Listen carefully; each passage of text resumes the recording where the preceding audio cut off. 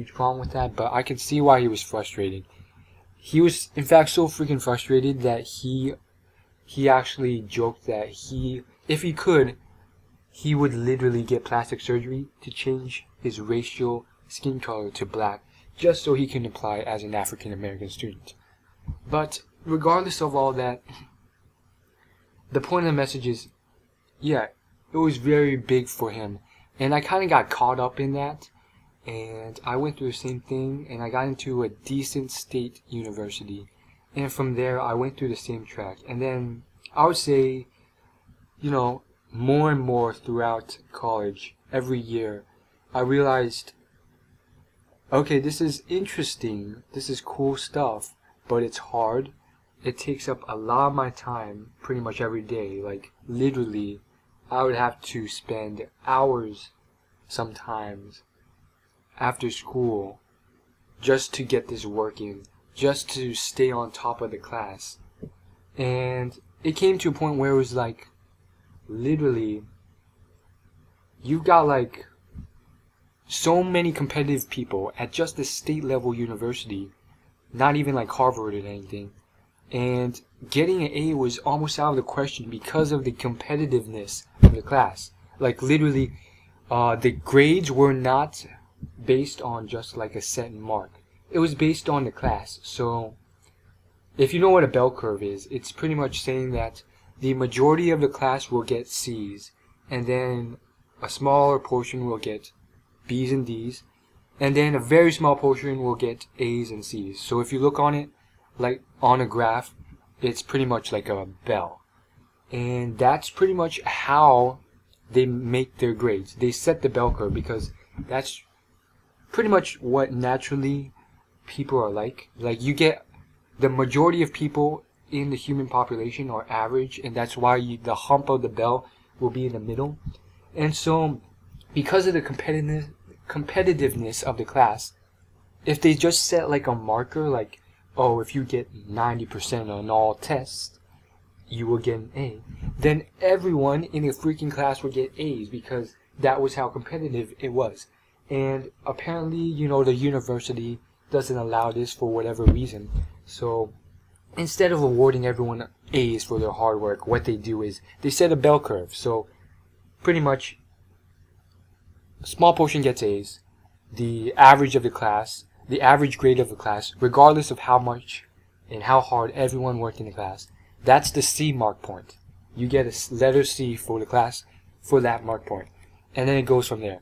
And so I got to a point where it was just like, you literally got freaking C's for all your work in the class.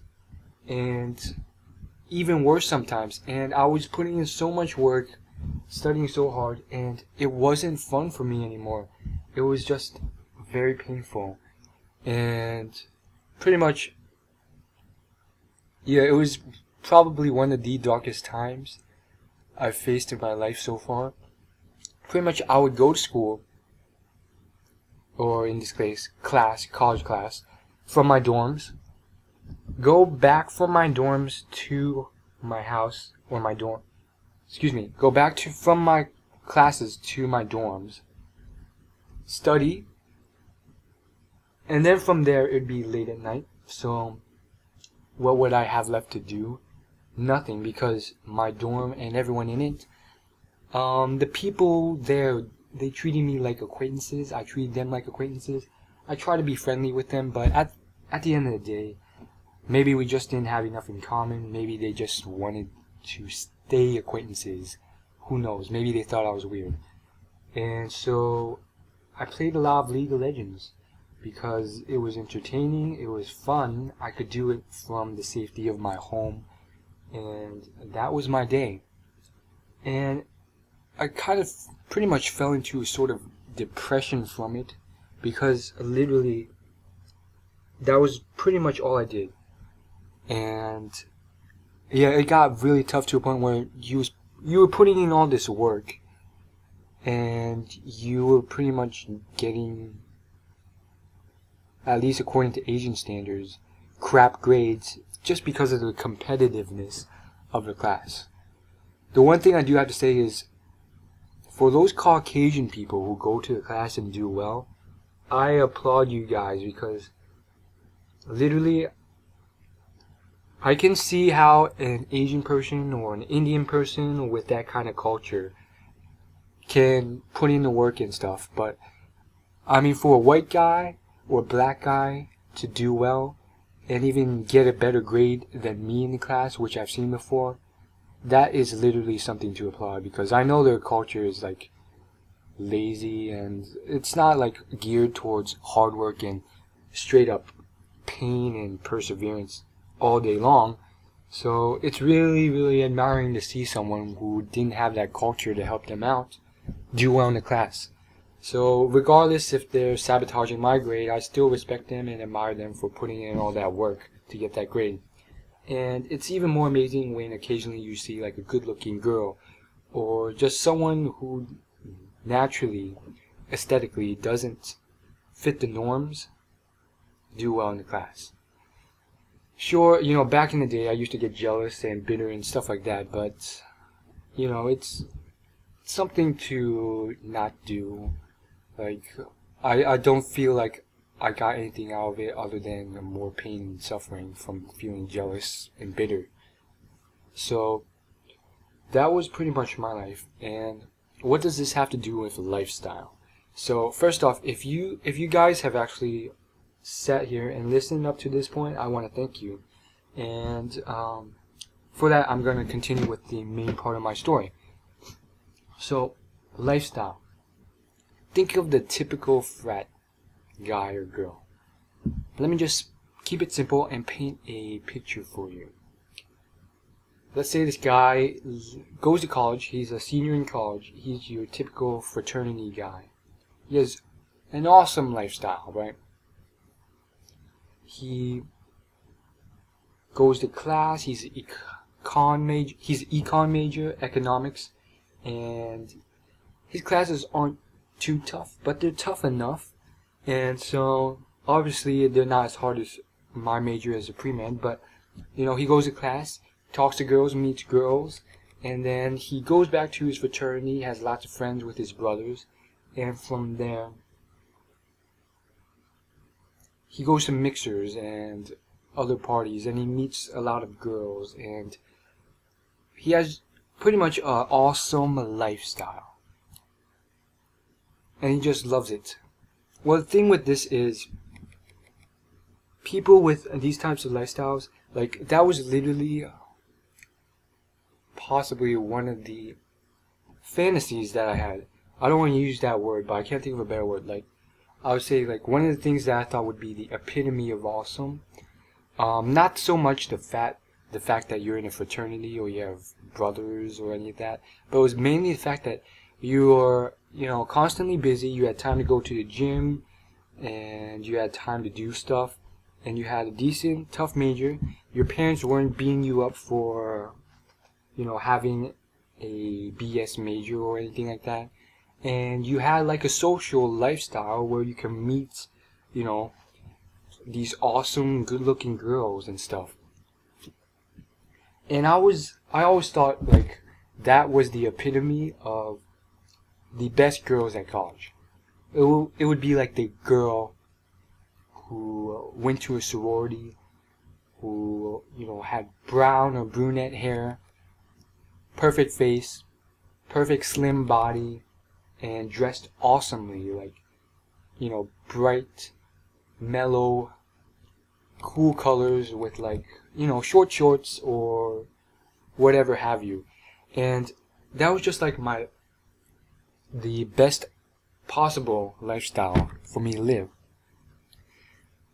And the thing with this is, people will lean on their lifestyle as a sort of crutch, and that's not what you want to do. Despite having this perfect lifestyle, it's the same thing with being, you know, kind of like spoiled and born into something. A lot of it has to do with luck, and you can really tell how much of it was straight up luck by pretty much what they do when all of that just vanishes from them. Some people will be very fortunate, and they will be born into some great lifestyle, and they will live that for the rest of their lives. But the chances of that happening are very, very, very slim and close to impossible. Even this frat boy in this scenario I'm putting out there, his lifestyle is not going to be so freaking awesome all the time. He himself might have the fear that come to the end of college, come graduation, he's going to lose this amazing lifestyle, and then he's going to be a, who knows, a minimal wage worker, or working a decent but not optimal job, and he's going to lose this whole social network he once had. And what I want to tell you guys is, don't use this as a crutch. For this situation, this example, this guy could completely lose it all once he graduates. In fact, if you look at the dating, or pretty much the dating advice scene out there, there's a lot of experts, dating coach experts out there who pretty much this is what happened to them. They were, complete bosses in college, and then once they graduate, they pretty much just lose all their social network that came with that. They lose all contact with all these people that they once met in college, because it was on such a superficial level, and they just took that lifestyle for granted, and they didn't realize how lucky they were. They didn't actually put in any effort to make friends, so that all their quote-unquote, air quote, friends were just moreover acquaintances that they forgot after they graduated. And then their girlfriend, who they met in college, breaks up with them, and they're left in a dead rut. And what they did was, from that dead rut, they rose because they persevered. They put in hard work to figure out, what did I do wrong, and what can I actually do this time to put in effort to change this. And they realized, okay, back in college, I didn't actually make an effort to make friends. I was just very superficial with it and made acquaintances, and that's why I screwed up. So now that I've graduated and I'm working, I'm going to actually put in effort, and put in a lot of work and effort on my own part to try and make friends. And so that's what freaking happened, and that's how they became expert dating coaches, or what have you. And so the point of my message is, that's pretty much when you can see who actually out there puts a crutch and uses that as something to lean on, and those who actually go out and are thankful for the lifestyle they have, and pretty much go out there and put in an effort despite realizing how fortunate they are. In fact, if you're watching this video now, if you're watching this video now, 99% of you guys are a lot more fortunate, a lot, than you realize. You guys are probably taking a lot of your lifestyle for granted. Maybe you are using it as a crutch yourself, as a possible excuse. If you are fed, if you are living in a mid-sized house, if you have internet connection, your own computer, free food, all this stuff, you are much more privileged. The problem is that you are just comparing yourself to the wrong people. Rather than comparing yourself constantly to all these people better than you, look at the greater majority that are a lot worse than you. There's so many more people who are worse than you in this world, who literally spend their whole days searching for just clean water. That's literally all they have time for their entire day. They just search for clean water. Go and research it. That's actually true. So if you have time to, watch this and look for, dating tips advice or lifestyle advice, then you yourself are probably more privileged. Those kids in Africa, they ain't got time for this. They ain't got time to improve their lives like this. Their number one goal is just clean water.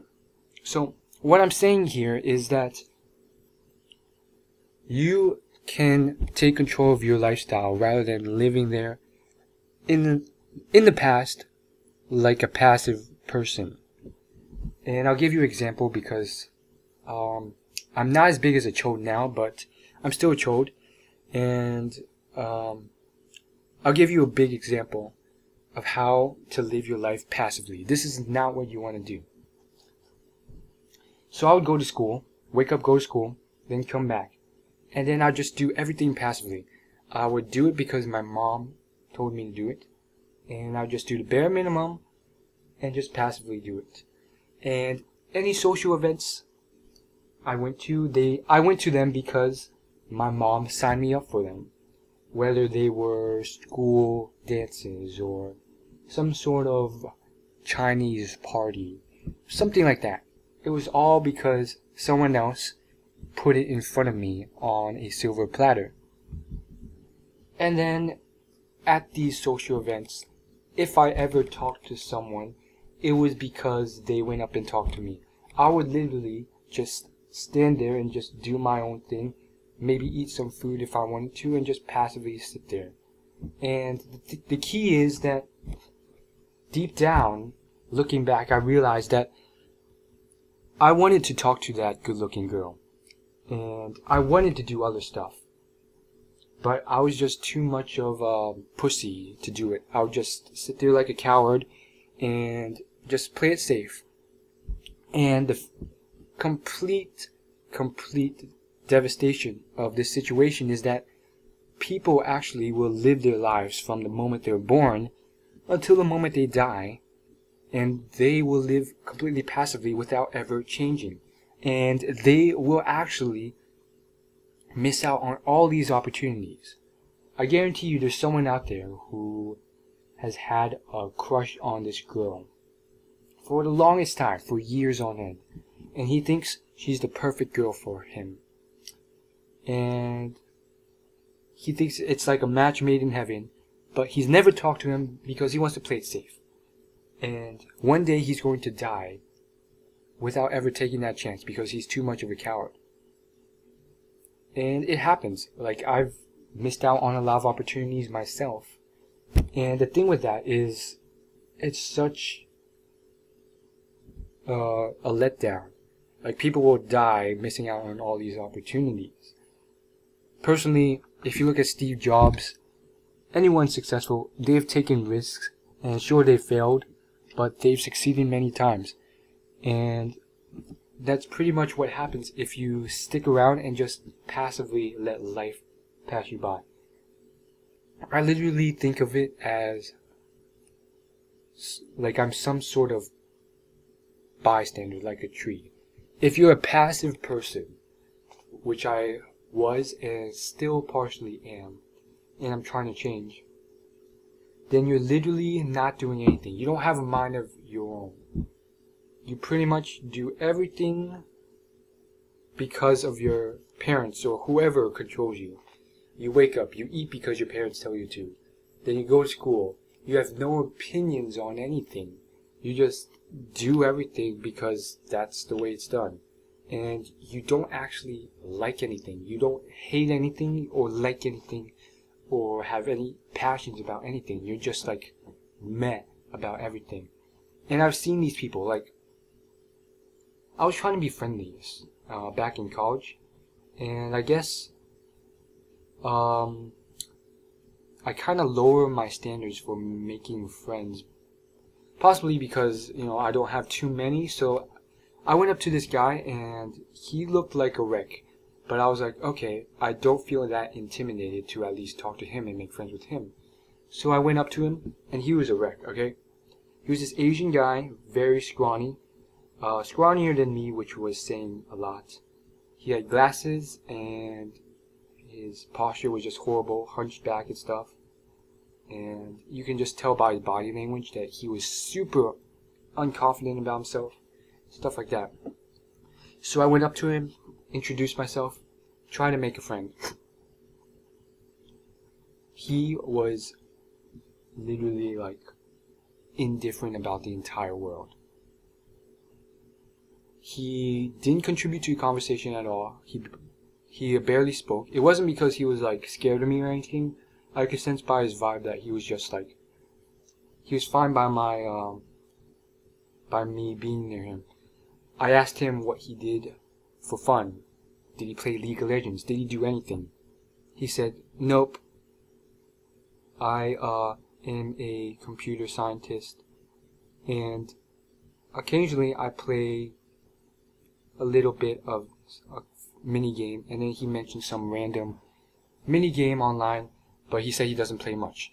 And I was like, what do you do with your time then? And then he's just like, oh, I just do all these mundane things. And he literally had no passion for anything. He didn't really care about his major. It was something enforced upon him by his parents. I asked him, then what are your true passions? Do you have anything you actually like? And he's like, not really. And he literally had like nothing. He had no hobbies. He did nothing. He went to school and did classes because his parents told him to. He wasn't enjoying life. He was just getting past it. And it was literally like talking to a robot that pretty much almost hated life. And the thing with that is, it just seems so pathetic because I was kind of like that too. And I don't know, it's just, for me at least, I got to a point where it was just so bad that that was just not how I wanted to live. And it's just so much more fun and interesting to be, you know, passionate about stuff. And that guy, you know, he didn't do anything. He was pretty much just living life passively, rather than going out and actively trying to make friends, actively trying to, you know, establish a social network. So back to the fraternity guy situation. That guy, if he actively went out and actively tried to make friends rather than just acquaintances with his great lifestyle, then after college he can continue that on because he had made more than a superficial connection with a lot of people, and then he can keep the parties and mixers and stuff going. But yeah, it was just really weird with that kid. I wish him the best. He was obviously kind of indifferent. I'm pretty used to the vibe people give off when, you know, they don't want me talking to them. And that wasn't the vibe this kid was giving off. So anyhow, that's about it for this gameplay. If you guys watched the whole thing, thanks. Subscribe if you liked, and I'll see you guys later for the next video. So yeah, pretty much just one final snippet to add on. Again, thank you guys for watching all 30 minutes of this, if you actually did. The moral of the story is pretty much, don't do what that guy did. And I'm going to leave you with some homework. So, don't be someone who is just consciously being passive about life. And the reason is because if you do this, like, what is the point of, you know, going through life just not liking anything at all? I'm sure there's stuff you're interested in, and possibly you can bring up a barrier where you're just like, oh, I'm not interested in this stuff because, you know, I was rejected in the past. That's one of the things for me, you know. I potentially could have had a deep indifference or a deep hatred or just dislike towards girls. And right now I'm like 21 years old, and, you know, I still don't have my first girlfriend, but at the same time, despite this scarcity, for some reason, I don't have this indifference or hatred towards girls, because I was just introduced to the idea that maybe I can get them, you know. I'm not the best looking guy in the world, but, you know, it's just this mindset that I've always had, like, maybe I can meet an awesome girl and she won't hate me. And just because of that mindset, I actually don't have this faked indifference or this feigned indifference, and I actually have my true passions and my true beliefs revealed, which is that I actually do like girls a lot. And that's one of the things that is great about this world that I like. And so the homework for you guys is just be passionate about something. I know it's hard sometimes to find something you are passionate or you really like, but you can do it. It was tough for me. Like I remember going through a huge list of potential hobbies and just like disregarding them all because I didn't want to do them. But find something you enjoy about this world that you see yourself in the potential future actually achieving. Maybe it's meeting that really good looking girlfriend one day and becoming her boyfriend. Or maybe it's just meeting a girl and you're not even looking to find a relationship, but actually meeting her and becoming her friend and becoming possibly more than her friend one day. Or maybe just on a different spectrum, it could be sports, like winning your first sports championship or trying out the most delicious food in the world one day. There's plenty of stuff out there that you could be potentially interested in. And I really think that throughout life, things can be tough. So if you're just indifferent to it and just like there's nothing really that great about life, everything is just meh, then you're probably just going to live through it and it's going to be very dull, boring, and you're going to miss out on a lot. And finally, the last thing for homework is realize the difference between passiveness and activeness, and be active rather than just sitting there and wishing you can go up and talk to this person or go up and introduce yourself. You actually actively go up and do it, because in the past I've sat there passively and played it safe and did nothing and then just let life fly by as I just did the bare minimum every day. And I got a ton of feelings of, I wouldn't say regret, but moreover just like I wish I could have done something differently because I missed out on so many opportunities. There's probably a lot I can think of where, especially with girls, I potentially think they were possibly interested in me, and I didn't do anything. And now, years later, they're completely gone from my life. There's literally almost no chance of ever seeing them again, and if I do, I feel like I've screwed it up. Like I've tried rekindling stuff with people who I've screwed up with in the past. Like I Facebook messaged this girl who I didn't have the balls to talk to long ago,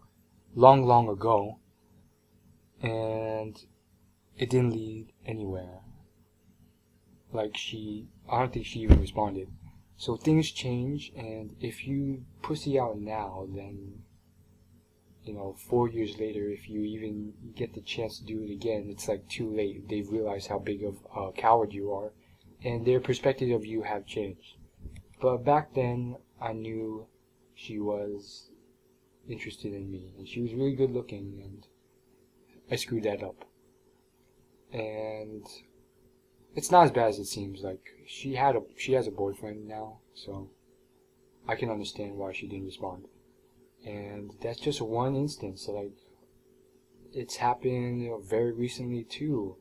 But I have a little slack for this because one, she was very good looking, almost intimidatingly. Two, she was always surrounded by all these like big haunchy guys and stuff in class, so I didn't really have a chance to talk to her.